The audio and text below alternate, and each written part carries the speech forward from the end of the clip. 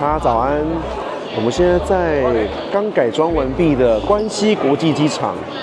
改裝完畢的關西國際機場真的非常漂亮。剛剛這一區賣免稅品的區域超級大又超級美。然後一進來右邊就是這個愛馬仕，然後迪奧這邊就是改裝之後真的跟以前完全不一樣，搖身一变大變身呢。那我們今天要看哪一間貴賓室呢？我今天搭乘聯合航空的航班要前往關島。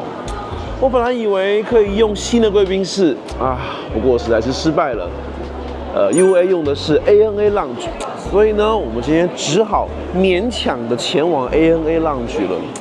因為這間新貴賓室3月27才開幕，今天是3月30號。我本來想說，哇，來嘗個新鮮，結果因為日航貴賓室關了，就所有日航的使用的人都到這間新貴賓室了。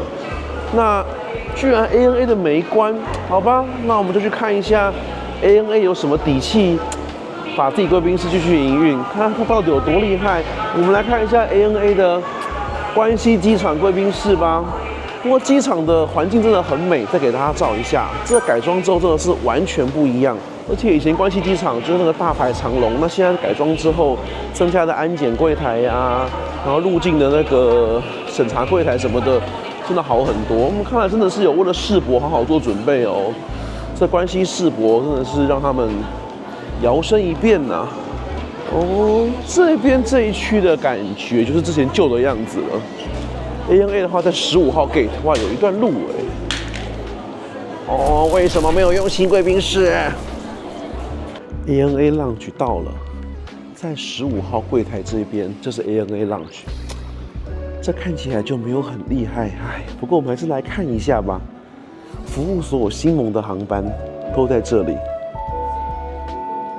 ANA Lounge 的話也是標準的，跟成田羽田長相都是一樣，門口裝潢的色調跟感受是一模一樣的。本來有跟 PP 卡合作，但是後来沒有了，寫在門口。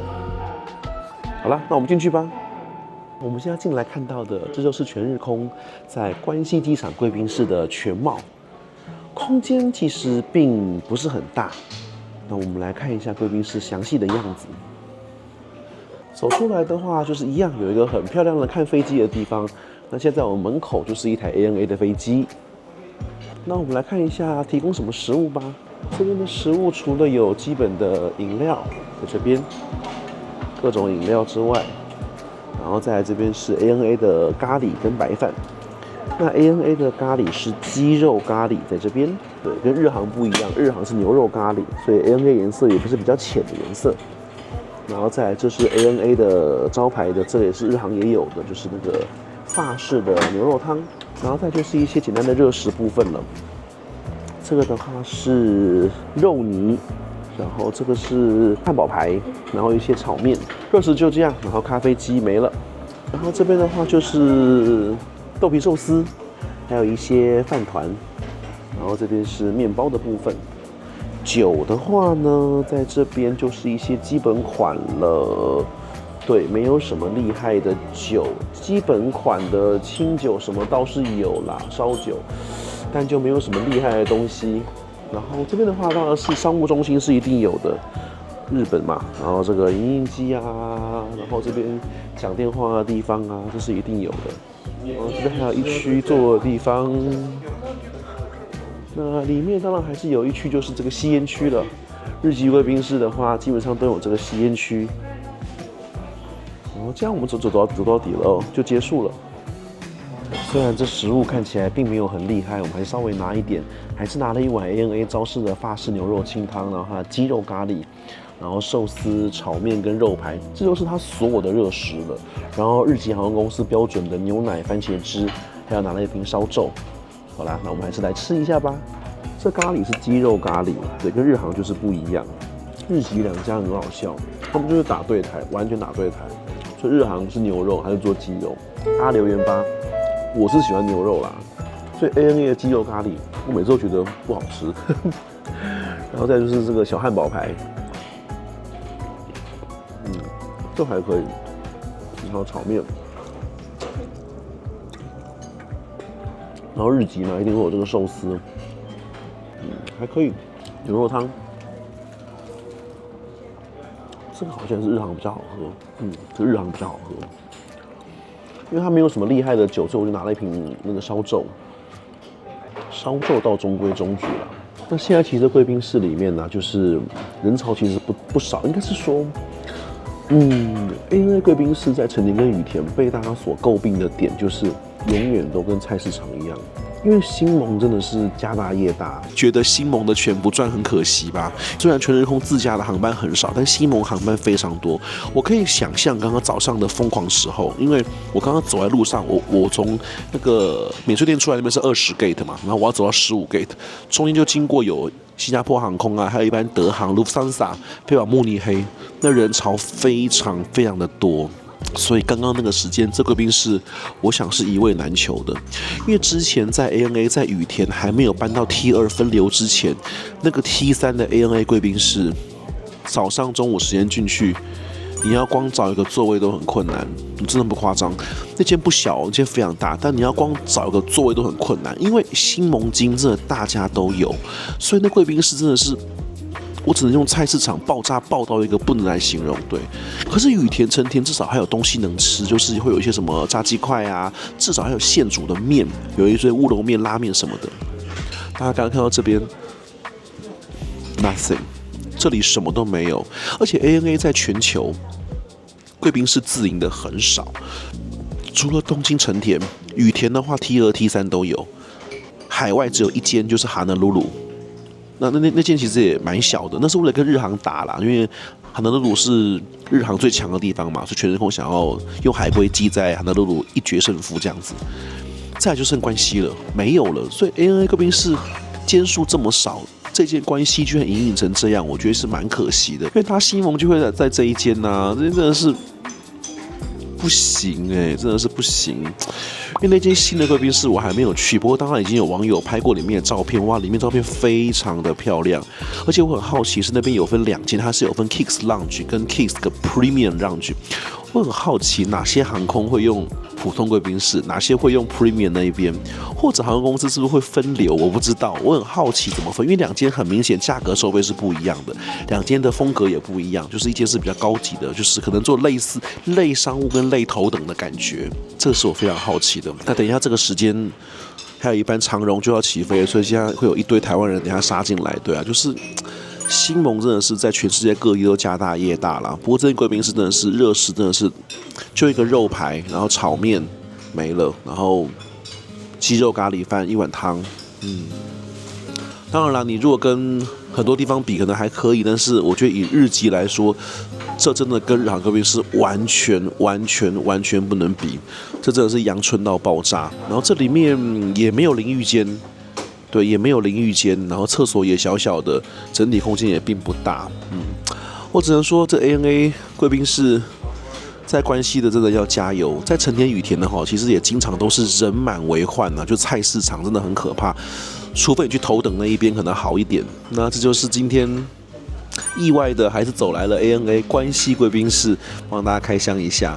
大家早安，我們又來到了熟悉的機場了。這個我們今年3月份拍關島首航的時候來過，這是關西機場。那一次其實也是運氣真的蠻好的，雖然那一集我們抱怨了一大堆，不過其實後來那間 ANA 的貴賓室在今年的5月底就已經 close 了，所以我們等於是誤打誤撞、機緣巧合見到了那一間破破爛爛的 ANA 關西貴賓室的最後一眼呢。那我們今天就要來去看新的貴賓室了，順便跟大家聊一聊關西機場貴賓室的一些變化。对，我們進貴賓室之後再說，所以我們現在準備先上樓嘍。那這貴賓室的特色就是在這門口這邊寫得非常清楚，這2間貴賓室的話是所有的信用卡都不會收的，不管是 TP 卡啦、Lounge Key 啦、Dragon Pass 啦，各種 credit 卡是完全不會使用的，這也是它貴賓室的一大特色。那這個新泰貴賓室自然是蠻漂亮的，所以我們今天要先去看這一間 Kicks Lounge Kansai， 這是門口的樣子。這間 lounge 的話分成北側跟南側，在北側跟南側都有一個 buffet 的 corner。好，那我們準備進去嘍。所以進門的話就會有北邊跟南邊。那我們從北邊先開始看好了。新開的貴賓室空間就哇，真的蠻大間的。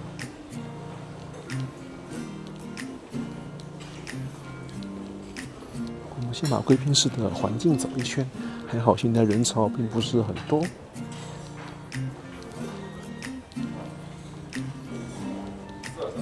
然後這邊有一個簡單的可以讓你工作區域，那個印表機是它的商務區域。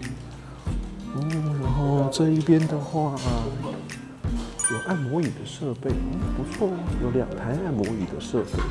大家知道我在日本機場的貴賓室最喜歡就是這個按摩椅的設備，所以剛剛逛到這邊看到按摩椅沒人啊，就趕快先來坐按摩椅上按摩享受一下啦。好，那我們在這個按摩椅上也很舒服，我們就給拉拉來說一下剛剛想跟大家說的關西機場貴賓室的小故事嘍。關西機場呢是日本第2大的國際機場，現在應該算第3大啦，因為成田、羽田如果你算2個的話。但是因為畢竟不是東京，所以貴賓室的選擇一直都很少。那關西機場在以前古老年代，所謂古老就是疫情前啦，在疫情年代之前的話，這邊就真的是比較破舊一點，貴賓室的選擇也非常的少。那以前這邊的話，有一間日航貴賓室，有一間 Sakura Lounge， 還有一間我叫它假國泰貴賓室，就是它叫 Pacific Lounge， 它沒有叫 Cathay Pacific。可是使用就是國泰航空，然後還有一些外面的人，但是就是國泰航空營運啊，但是我不知道為什麼沒有正名為國泰航空貴賓室，它叫 Pacific Lounge， 所以以前這邊是有一間國泰航空貴賓室的，然後再就是一定會有 ANA Lounge， 這就不用講，所以以前在這邊的話，大概你就只有3個選擇，不過3個選擇都不是到非常的好，空間都不大，尤其那一間國泰航空的 Pacific Lounge， 我印象中就真的是非常小。真的非常的小，對。那畢竟在大阪這個地方，不像東京商務客這麼多，所以航空公司可能也不願意投入這麼多資源。那大家都知道，今年就是2025年，因為這個大阪世博嘛，所以關西機場整個做一個非常大的一個幅度的翻新，所以也蓋了這個全新的這個 KIX Lounge。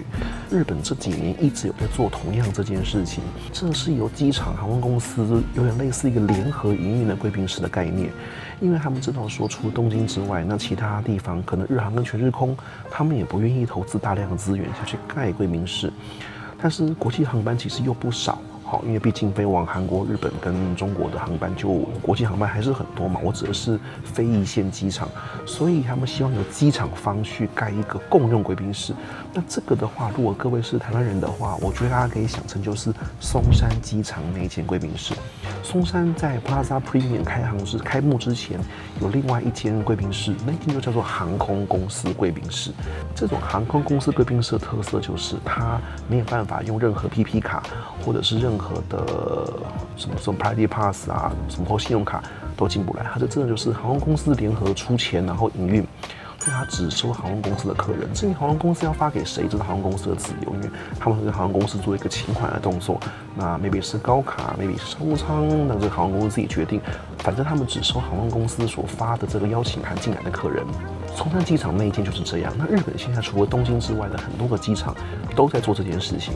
那比較先開幕、最先弄好的其實是札幌 CTS 新千歲機場。那一間的話，上次我去過一次哦，它那個航空公司的聯合貴賓室很漂亮哦，真的非常漂亮。就那一間的話，空間非常的大，然後裡面東西吃的也還算可以。但裡面的裝潢啊、造景真的非常的美。據很多版友所回報，就是今年的話，分別就是關西的跟福岡的都開了。關西的話，其實就是上次，就是今年我那一次本來拍聯合航空搭 UA 要從大阪前往關島，然後回來準備接拍首航那一集的時候，我本來就要來拍這一間，可那時候陰錯陽差，聯合航空用的是當時的 ANA Lounge，所以我進不來這裡，所以沒拍。那其實那個時候是剛開幕1-2週而已。那後來應該在今年度上半年吧，福岡機場的也開幕了。所以這3個機場的話，現在就是都有一間很不錯的航空公司聯合貴賓室可以使用，真的比之前要好太多太多了。哦，之前札幌跟福岡跟大阪的大阪的如果是悲劇的話，那福岡的跟札幌就是悲劇18層樓了，悲劇到不得了，悲劇到爆炸。那個時候的話，像航空公司有時候會給那個1000日元的那個 coupon， 就是你如果貴賓室不去的話，可以給你1000日元的 coupon去購物。有時候我甚至會選擇拿那個去購物，因為那貴賓室根本就不用進去，裡面什麼都沒有。那現在沒有，現在好很多了。現在的話，如果有到札幌搭乘國際航班，那你貴賓室一定要去，那間非常漂亮。那福岡的我還沒有去過，那這一趟剛好這一次又陰錯陽差了，對，所以就今天故事好多。前情提要，我這一趟其實本來是國泰航空的票，但是大家都知道，就是我現在今天9月24號，那大家都知道这时候畫家沙颱風侵襲香港的時間，那國泰航空跟香港機場史無前例的這個可能要停止36小時以上。那甚至國泰航空從昨天的早上開始就開始取消班機了，所以這個影響是非常大，可能將近有3天的航班都受到很大的大規模取消影響。所以我的航班昨天是被國泰取消了。那國泰取消了之後，他有在立刻幫我改簽到長榮。那因為我是現金票，然後是鑽卡，所以並沒有幫我往後挪，就幫我改到同一天的長榮回台北。但是我想說，既然被改簽了，我就希望多待1天吶，所以我就麻煩長榮地勤，就是我来一趟機場改到今天的航班。所以今天是9月24號週3，我要搭長榮 BR131，等下要回台北。那非常在這邊再次感謝國泰航空有很負責任的幫我改簽，然後而且長榮航空改簽完之後也非常大方的再讓我改1天的日期，從昨天改到今天。所以這2間航空公司我都非常的感謝國泰航空跟長榮航空。其實改簽真的很重要。其實像之前我就不講哪間航空公司啦，有些航空公司也出過類似的狀態，可能是飛機有狀況或是天氣因素不管，但是反正就是死不改簽。我覺得死不改簽這件事情是最糟糕的，因為你就是一定要等到自家航班你才願意幫旅客處理的話，那你自家萬一剛好又很倒霉機隊不夠，對，像我們國籍又有一間是。不對，有2間就是機隊現在就是很吃緊，就是飛機一敗，就是有一台壞掉就會天下大亂的這種狀態，對，就是很尷尬。那你有一台壞掉就天下大亂這個狀態一旦發生，這個就很嚴重，對，這個就很嚴重。那你這樣子的話，你又不改簽，只能等自家航班，那就會真的很瘋狂。好啦，這個扯遠了。總之呢，這次因為我搭長榮航空，所以我只能進來這一間。對，下次我如果搭國泰航空的話，因為這邊我剛剛講，我們這邊新貴賓室的話，福岡跟札幌都是只有1間貴賓室，就是1間的聯合貴賓室，像松山機場那樣。但關西這邊的話，它是2間，這間是算一般的商務等級的，它有另外一間叫関西的 Premium。那就屬於頭等貴賓室的等級了。當然，關西機場出發有頭等艙的航班，我想一下關西現在出發要有賣頭等艙的航班，應該只有太航那一班往曼谷有賣頭等，不過太航頭等也要快消失了。除了太航頭等由曼谷出發之外，曼谷出發應該是沒有其他航空公司有 over 頭等艙。新航我記得也沒有，所以那一間基本上我覺得。除了太航頭等艙之外，就是 Gopher 各航空公司的最高卡的客人会給那一間，所以就是長榮鑽卡、ANA 鑽卡、日航的鑽卡，還有國泰航空的鑽卡，我目前已知的都會使用那一間貴賓室。好了，終於把前情提要說完了，那我們就按摩完之後，我們再把環境走一圈。按摩完真的是馬上神清氣爽了許多。這一間的這個裝潢的這個風格，其實跟上次那個札幌那一間，我覺得有一點點類似，對，有一點點類似。它就是一個很舒服的現代式的一個裝潢，然後空間真的是夠大。這一間的話比札幌那一間還要更大間，但也很合理啊。關西的國際航班自然是比札幌要多太多太多了，光飛往台北就多少了。用餐的座位真的是很多。好，我們來看一下自助吧台區有些什麼食物吧。首先第一個部分這邊這邊很可愛的那個杯麵 cup noodles， 然後給這些小碗，然後杯麵的話在這裡，所以就是它是可以泡泡麵來吃的。這邊有小韓國貴賓室，然後冰箱的飲料的話有一個這個伊藤園的綠茶，然後在基本的一定會有的牛奶、番茄汁、蘋果汁。啤酒機，日本貴賓室的標配一定會有，然後日本貴賓室標配的這個各種飲料選擇機，然後在咖啡機的選擇也是蠻多的。我們看看酒類的選擇吧。酒酒類選擇的話，有三周裡的這個菌，然後各種酒也都有啦 ，VSOP 也是有。然後紅酒的話是這一支 Merlot， 還有這一支三周裡的日本酒，然後有一支氣泡酒 Prosecco， 然後有一支白酒是 Chardonnay。然後清酒的话有2-3支選擇，這一支神戶的酒，一支能登的酒，然後日本的白酒甲州，像這樣。然後這邊的話有烤麵包機，我們來看一下食物的部分選擇。麵包選擇還算多，然後這邊的話就有這個日本的这个 Warabi Mochi 蕨餅，上次我們在羽田的 A1 有看到這個。然後再就是水果啦，對面的也是日本的和果子系列，這邊就有一些沙拉、火腿、餅乾。接下來我們來看到熱食的部分，這邊的話是有鮭魚飯糰、豆皮壽司，然後卷壽司，然後這邊是有這個這是炙燒的鮭魚，然後這煎蛋卷等的這些小菜、筍子，然後再來是國產的日本白米。然後這個一定貴賓室一定要出現的牛肉咖喱，這邊寫的是歐式牛肉咖喱。這日本貴賓室好像沒有咖喱是完全不行的。這蔬菜大麥湯，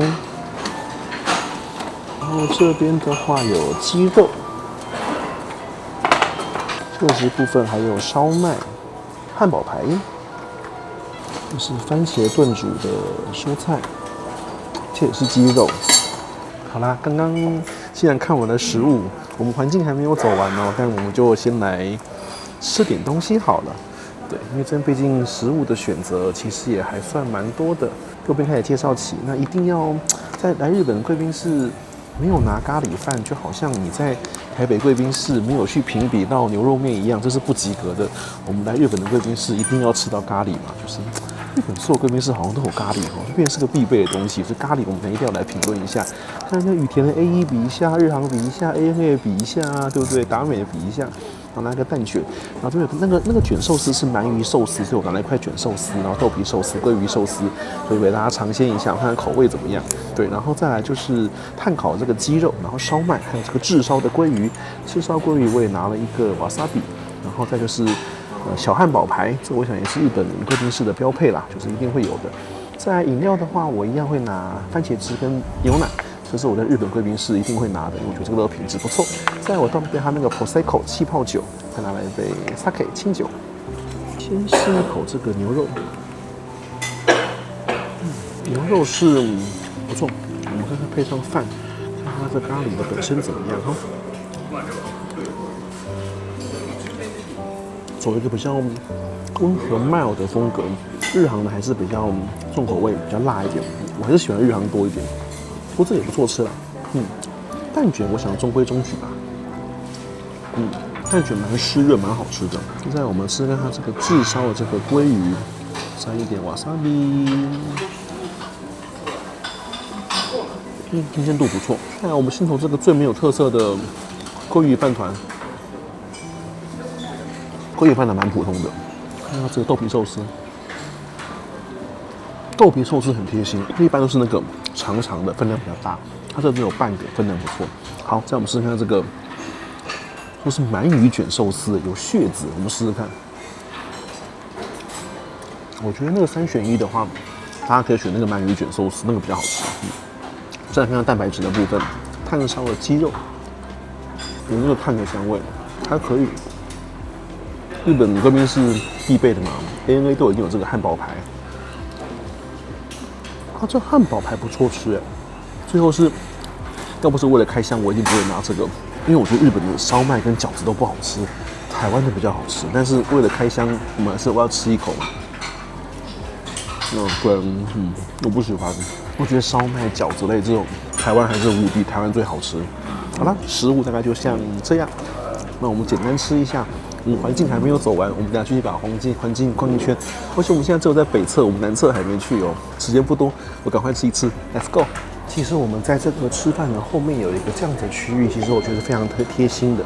這個區域非常的明顯，就是 baby seater 的地方，就是讓嬰兒有兒童的地方方便，所以裡面有一區這樣子的區域。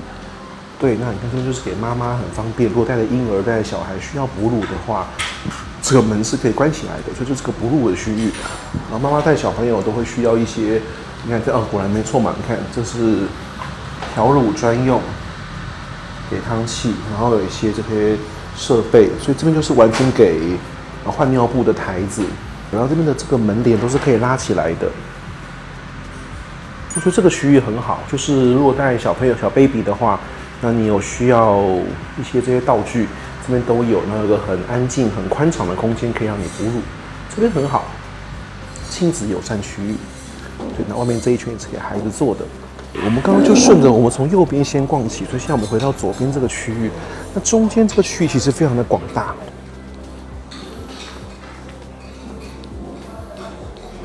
那這邊當然還是有些講電話的區域，讓你可以在裡面說電話，把門關起來。我想我們從這個角度看過去的話，最明顯，這貴賓室的整體真的是非常的大。現在就在這個圖上，這個區域，我們現在在北邊的區域。我們剛剛就從這邊進來，然後我們剛剛就是這樣繞了一圈，辦公區啊、PC 區啊、電話區啊，對，還有剛剛這媽媽的哺乳區，我們都做得很清楚了。然後這一間的話，很明顯它是有淋浴間設備的，那蠻好的。雖然關係出發長程線並沒有很多，不過有淋浴間就是給讚。中間這些沙發座椅真的非常的舒服。對，大家看到就是這個人潮的量其實是一個很剛好的，還是因為國泰今天還是沒有復飛，少了國泰的客人吶、啊。大家知道國泰航空現在在關西家大業大哦。國泰航空現在在關西機場應該是除了中國籍之外最大營運的，它一天現在是5+1班，5班香港直飛，1班經台北，所以一天有6個航班在關西機場，也屬於非常大戶。中間這個區域這樣子看起來真的是很漂亮，頭上這個裝飾會讓中間就是有宮廷的感覺，美輪美奐的。那像北邊的區域的話，我大概就給大家逛完了。我們接下來的話就去看一下淋浴間，不知道有沒有開放，然後我們就可以往南邊去看看嘍。這邊的話是廁所區域，我們就不進去拍了，不過空間是很大的。淋浴間的區域的話，在這邊。今天分配給我們是3號淋浴間，那這邊看起來總共的話，這也是有7間，所以其實這個配置不算少啊，有8間了，這邊還有一間第8間，然後還有一些廁所設備。好，我們去裡面看一看。裡面的空間的話，像是這樣，大小我覺得就是適中，以日本來說可能算還好。對，然後裝潢當然看就是全新的裝潢啦。對，然後裡面是古銅色的這個浴室的風格。那備品的話，自然也是該有的都有，牙刷呀這些東西。對，然後有一個電風扇，吹風機的話是 Panasonic 的吹風機。然後浴室裡面備品是這個牌子。Kose 的高斯的，日本貴賓室好像就比較少在洗淋浴間裡面會有那個廁所的配置，就在外面。好，這是它的淋浴間的部分，給大家開箱。南邊的話就比較沒有那麼早開了，所以北邊應該是它主要的區域，南邊的話就是尖峰時刻，早上10點到下午6點。當然早上10點前跟晚上6點後航班一定是比較少。那這邊這個區域是放行李的 locker。好了，那我們現在進到就是南邊的區域了。哦，南邊哦，南北邊風格非常不一樣了。北邊走一個比較明亮的風格，宮廷的風格；南邊就走一個比較暗暗的風格。但南邊好像人比較多，大家好像比較喜歡這個風格嗎？哦，這邊就有擺一些藝術品，像這邊有一些雕刻品啦。然後這邊有一些盤子啊，有設計感的一個感覺的地方。哦，比起北邊的話，這邊的人是比較多的。而且這邊也比較多這個個人的區域，我們來看一下哦。這邊會有一些個人間，像這樣子。哦，這個位置很棒哎，這可以半躺半臥在這邊休息，是蠻舒服的空間。哦，等一下我們來這邊好了，這裡不錯。南邊跟北邊真的完全不一樣，它倒是蠻用心的，做了2種讓大家選擇。哦，這邊窗邊還有像這樣子的小房間，哦，難怪南邊人會比較多，像這樣好像個人用餐空間，靠邊的座位，那個個人座位會讓你可以在窗邊這樣。食物部分，我想應該跟北邊是一樣的，對，酒都是一樣的。哦，少了豆皮壽司，然後熱食種類也比較少。這邊熱食的話只有2種，這邊的話就只有剛剛的那個漢堡排跟燒麥，這裡沒有那2樣雞肉料理。然後這個洋蔥湯卷壽司是有的，這裡也沒有咖喱耶。沒錯，所以這邊的熱食選擇是比較少的。我們剛剛還沒有吃到蕨餅，我們在這個南邊，我們來拿一個蕨餅好了。然後這邊還有很多像這個辦公區域的位置，然後前面也都有附有插座。這辦公區域這邊是蠻多的，像這樣子的小房間，不少呢。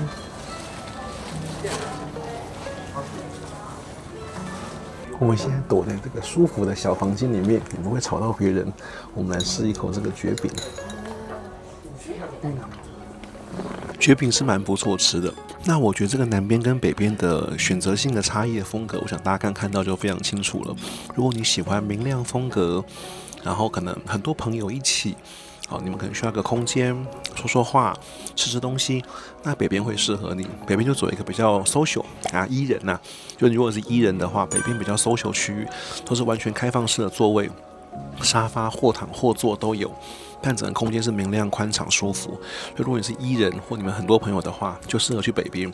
那北邊因為空間比較大，所以北邊的自助餐台區上的東西也明顯比較多。至少今天的話，南邊就少了咖喱，少了2樣熱食，對，其他差了不少。因為總共熱食數量其實也沒有很多，所以吃的東西的話，北邊明顯多很多。哦，北邊還有剛剛那個泡麵，南邊沒有。但南邊就適合 I 人，因為南邊像這樣子個人空間就多很多。像我們現在個人這樣子的一個小房間，這邊有8、9間，然後靠牆壁的位置，就是你可以比較有獨處空間，感覺比較有自己私人空間的這樣的區域，在南邊就非常多。所以如果你是 I 人，你想要一個人躲起來，那南邊就會非常適合你。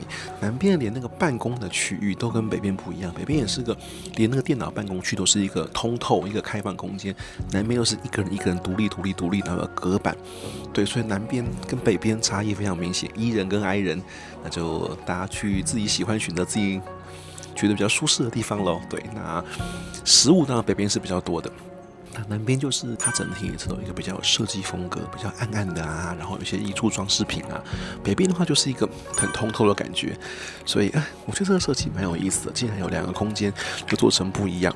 那我小小總結一下好了，就是說，其實這個整體的空間來說，跟上次我們拍那個大韓航空舊的仁川貴賓室大小，我覺得其實差不多，但是人潮就明顯這邊少很多。這也是我跟影片一開始跟大家講，就是說，如果這貴賓室是航空公司的旅客才能進來的話，品質還是比較好的。因為我不管怎麼樣講，即便你覺得高卡可能很多，但是你要知道信用卡、PP 卡那個更多，而且那個是數量級的多。对，就是可能就是完全不是同一個 level 的。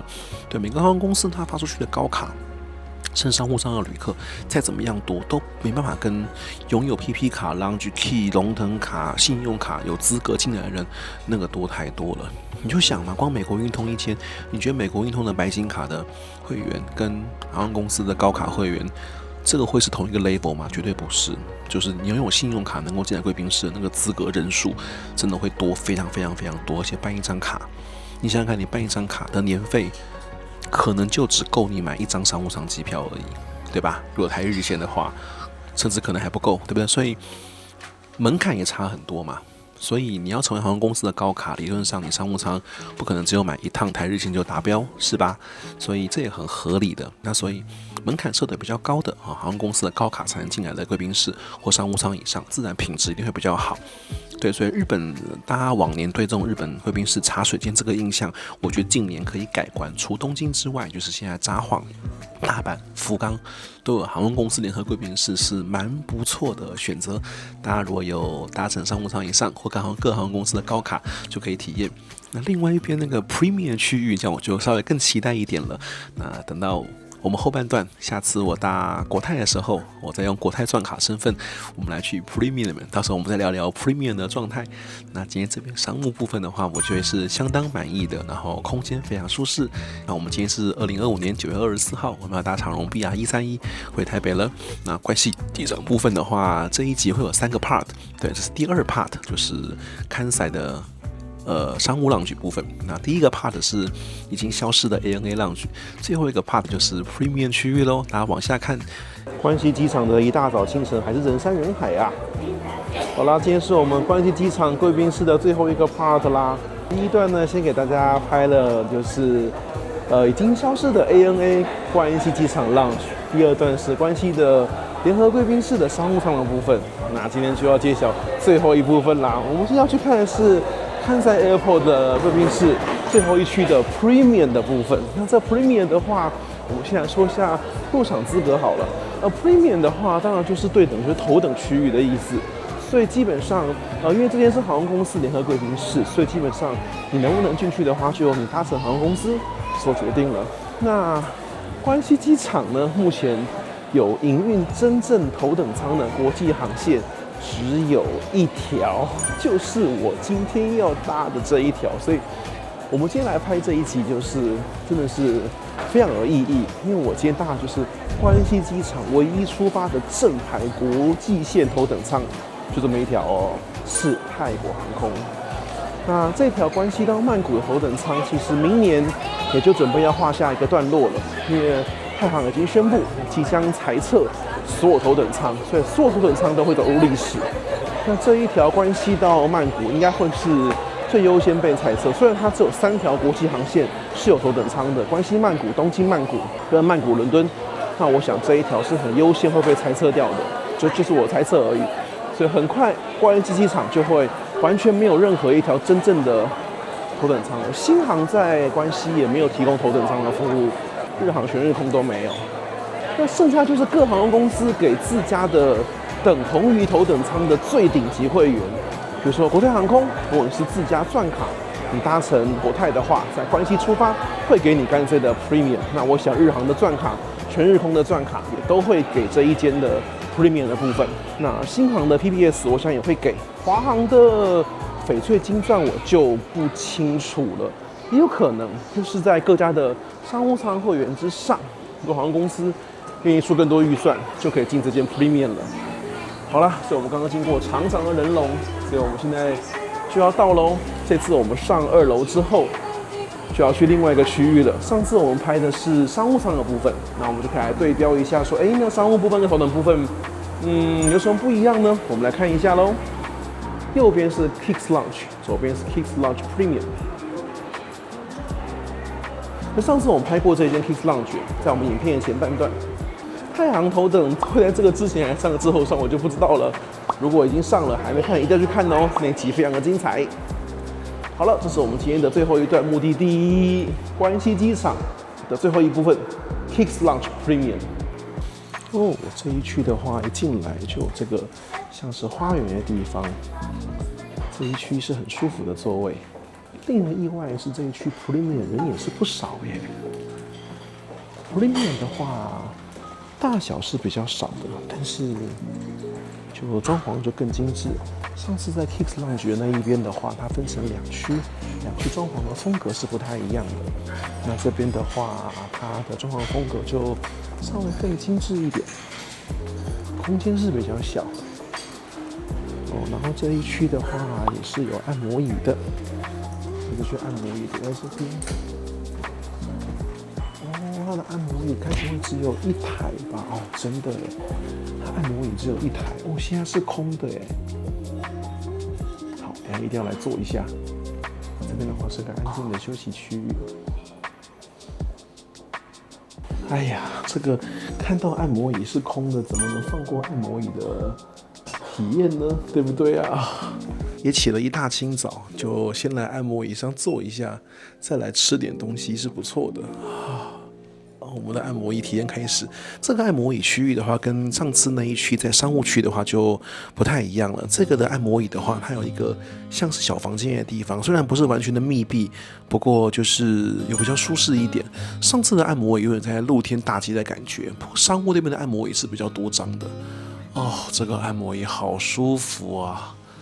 貴賓室有按摩椅，馬上先加分。我要先來享受一下按摩椅，待會兒再跟大家慢慢介紹嘍。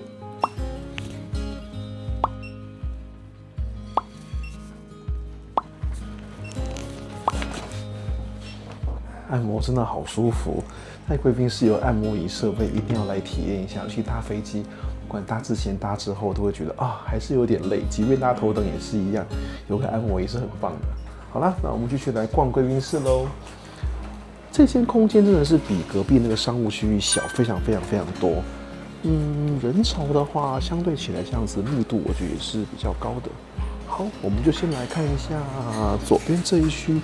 左邊這一區的話是酒吧的部分，這邊給的酒好像就比較好。我这裡特別為這邊特制的 Kicks Premium 的香檳，為這邊特制的呢。上面有寫 Kiss Premium 的香檳，是特制的香檳。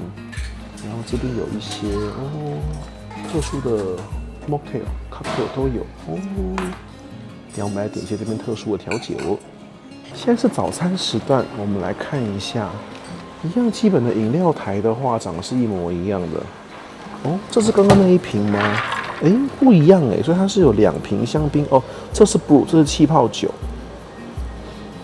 然後酒吧上面是香檳，所以酒的部分肯定是比隔壁要好的。然後這邊各種酒也都有。冰箱飲料的話大同小異。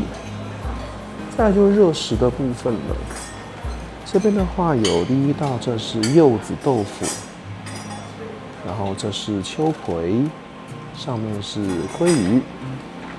這邊的話有洋蔥湯。然後這是那個 chowder， 就是濃厚的，這是濃湯這是牛肉濃湯。然後這邊的話是甜點跟沙拉。然後這邊熱食的部分，這是燒麥跟這個是意大利麵。旁邊的話，早餐的話，當然就基本的會有這個炒蛋跟腸子。然後這邊的話是炒飯。然後這個是燉煮的雞肉，最後這邊的話是有唐揚雞，然後味噌湯，然後一樣有這個牛肉咖喱。那好像食物部分跟隔壁好像差不多，這邊還有一些酒。空間就只有這樣子而已，跟隔壁的大小真的差非常的多。好了，我們點的餐食都到了。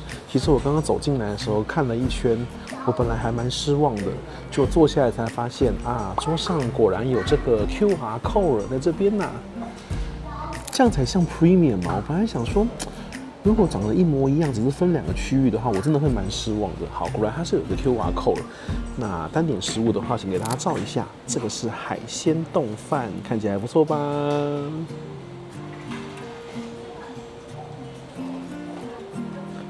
然後再來這個大阪這邊的招牌章魚燒，結果這版是這邊的烏龍麵。然後因為跟隔壁食物差不多，所以我就拿了一點點牛肉咖喱嘗個味道，然後那個濃湯再拿了秋葵跟豆腐，那個特殊香檳是一定要點的，然後再拿了一杯清酒。好了，那我們就要進入我們重要的試吃環節了。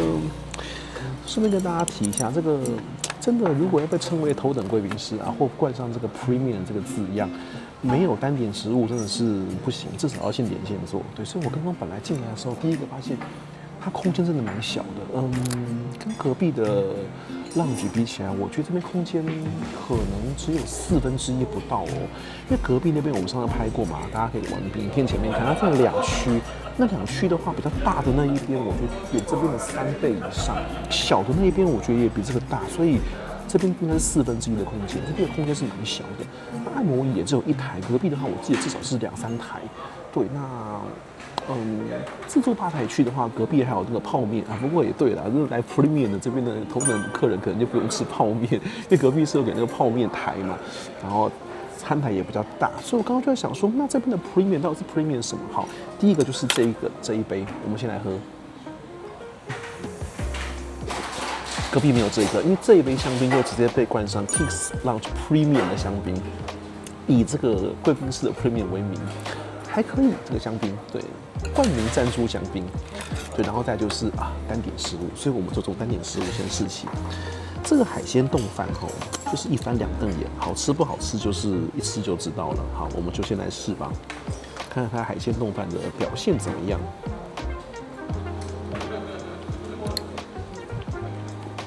鮭魚還可以，試試看鮪魚。魚肉是給的蠻大片的啦。就是一半，我切到一半，然後蝦子，這丼飯還可以。米飯本人在日本當然是好吃的了。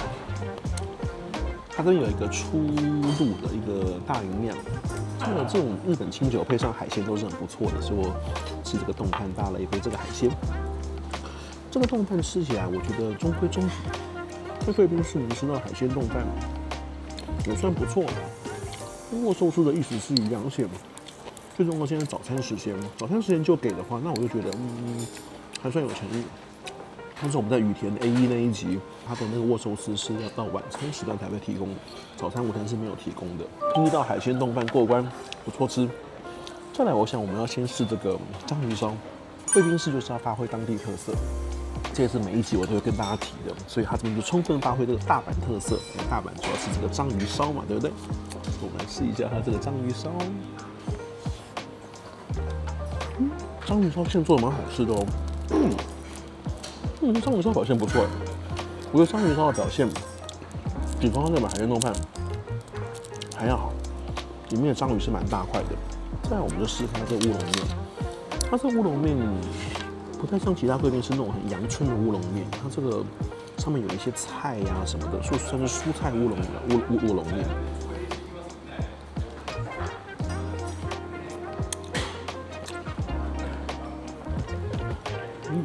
我覺得這烏龍麵也不錯，上面有些菜也蠻好吃的。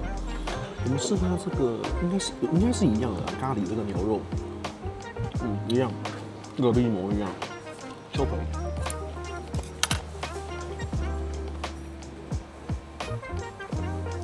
香檳是蠻好喝的啦，就這個胡麻豆腐來吃一塊。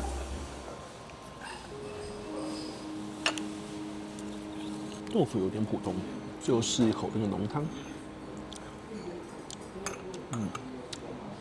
好，那我覺得我可以對這個餐食做一個結論了。章魚燒跟那海鮮丼飯是亮點，其他部分就還好，跟隔壁差不多。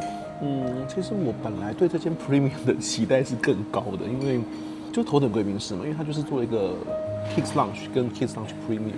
对，那所以我本來以為這邊的應該是會有更多厲害的設施，比如說單獨的一區啊，不過看起來好像就沒有。它就是這一區，就是這個都坐下來吃東西的地方，然後旁邊就是有一堆沙發，但是沒有什麼分區，就大型自助餐。然後裡面那個房間就一張按摩椅，所以我們等下再逛一圈，看有沒有商務辦公區。我們等下再走一圈。因為那個自助餐台上面有2樣菜是我很好奇的，因為2樣菜的話上面有特別寫出這個餐廳的名字，叫做什麼赤坂離宮吉子 from Akasaka Palace Restaurant。餐廳提供的食物，在隔壁好像沒有，分別是燒麥跟這個唐揚雞，所以有餐廳冠名食物就有好奇，說我們來試試看好了。先從比較容易失望的燒麥開始好了。我對日本的這個燒麥跟小籠包類都覺得，跟我們鼎泰豐差很遠，所以我們先從這個讓人可能會比較失望的燒麥先試。我覺得以日本的標準來說，它算好吃。台灣的還是比較好吃。好，那我们再來是這個日本的這個唐揚雞，這也就是日本人的強項了。這唐揚雞大勝全日空，大勝 ANA。OK， 那這個來這個 King's Premium Lounge 唐揚雞你們可以吃一塊，唐揚雞好吃，很 juicy， 很嫩。這個唐揚雞有棒。還有一塊那個意大利麵也蠻香，我們去拿一個來試試看。哦，意大利麵煮的也是对的，沒有糊掉，是好吃的。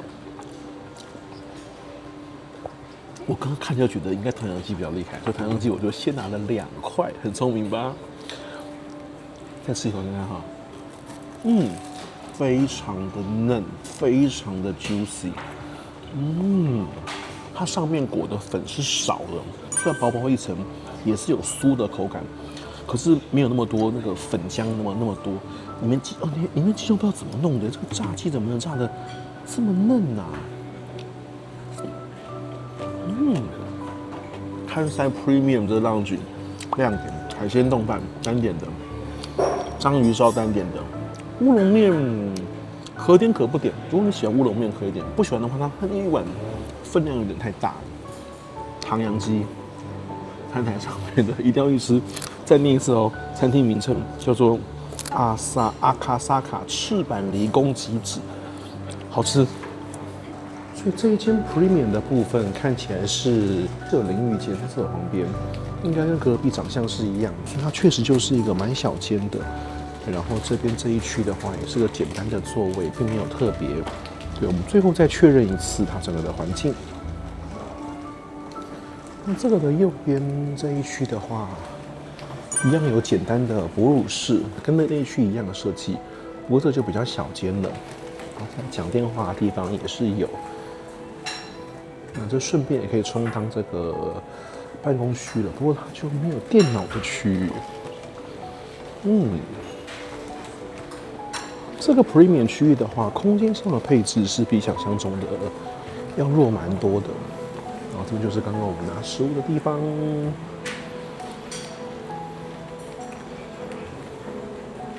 跟隔壁超級大要走半天的狀況比起來，這邊真的就非常小巧玲瓏。我們現在走到這期就已經結束了。這時候早上的航班就是東南亞居多了，胡志明、曼谷嘛，哈，吉隆坡、香港、首爾、仁川、北京、大興，又是胡志明、新加坡、馬尼拉、上海，然後首爾、關島跟釜山。這班關島很特別，是第5航權，它那班關島是從德威從首爾過來的。當我們台北最早一班是10點55，最早的一班。這貴賓室真的就很迷你哦，然後這邊的調酒是蠻可惜的，剛剛這邊有特殊的香檳跟特殊的調酒，也是屬於這個 Premium 的特色。不過它特殊調酒要早上11點之後才供應，所以我們今天就沒辦法給大家喝啦，因為我們的那個太行頭等的話10點20分就要 boarding 了。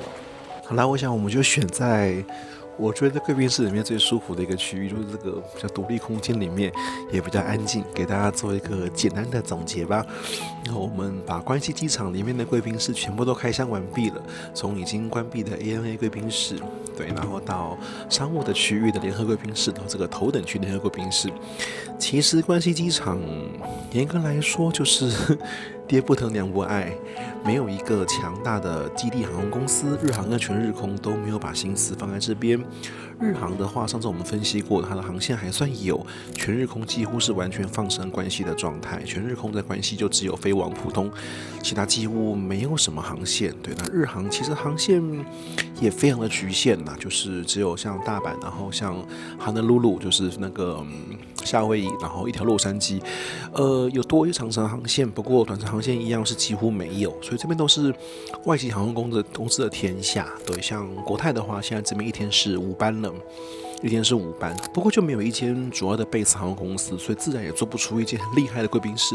所以我覺得在這個情況之下，藉由大阪世博、大阪關西機場整個的改造，那有機場官方去做這個航空公司聯營的貴賓室，能做成這樣，我覺得已經不錯了啦。對，我覺得你可以把它想成是松山機場貴賓室聯合等級的話，那你就覺得這邊做的還不錯，至少它有把商務跟頭等區域分開。不過頭等這邊我還是有點小意見，就是我覺得空間真的太小了。我認為日本的高卡不可能這麼少，這個尖峰時刻這應該會塞爆，因為這空間真的是不太夠，我剛剛講1/4可能還客氣，可能連1/5，可能這1/5差不多，因為區塊真的是蠻小的，真的是蠻小的。單點部分的話是有些亮點，人流的話，我早上來這個時間當然算少，對，但是尖峰時刻我就不知道了。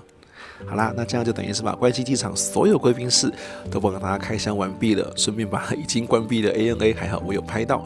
我們這個日本系列會真的持續非常多集，那可能有一些就是會隔得比較久，不過大家不用太擔心，就是這些所有關於日本系列，我去年之所以拍了沒有急着上，是因為日本的東西基本上不太有太多的變化，对，除非它是新開，否則基本上很穩定啦，很穩定。就像日航貴賓室就長那樣，就是你3年前去跟現在去，可能真的相差不會到太多，對，所以我覺得就給大家參考的部分，就沒有那麼急，因為我們還有好多影片真的是有時效性的，然後就真的是比較急迫性的。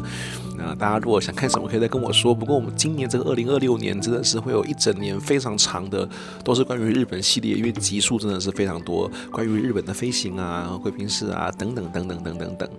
好啦，那今天的旅行我們非常開心，我期待的是待會兒要搭上泰國航空的頭等艙，大家一定要去看哦，然後把握機會體驗，因為太行頭等就要離開我們嘍。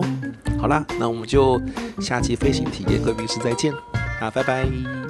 腳部的空間上下是很 OK 的，所以沒有卡腳，翻身是完全沒有問題。然後左右的空間當然是小了一點啦，畢竟789。